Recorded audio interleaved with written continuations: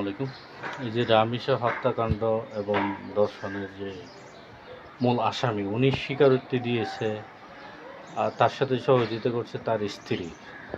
এই আসামি তো নিজে অপরাধী, নিজেই স্বীকারোক্তি দিয়েছে। এইখানে কেন আবার ডিএনএ টেস্ট, কেন আবার তদন্ত?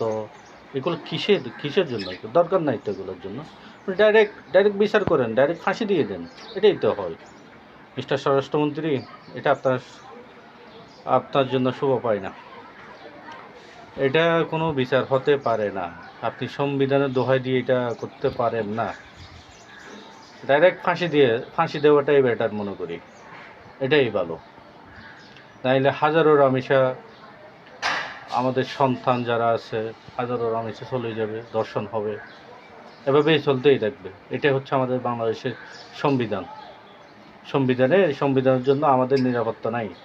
যে সংবিধান আমাদের নিরাপত্তা নাই, আমাদের ছেলে মেয়েদের নিরাপত্তা দিতে পারতেছে না। এই সংবিধানের দোহাই দিয়ে লাভটা কি আর? এই সংবিধানের দোহাই দিয়েন না, আর আল্লাহর ওয়াস্তে দোহাই দিয়েন না। এটা ভালো না। সংবিধানের দোহাই দিয়েন না আল্লাহর ওয়াস্তে। যত তাড়াতাড়ি তাকে ফাঁসি দিয়ে এবং বিচার সম্পন্ন করুন।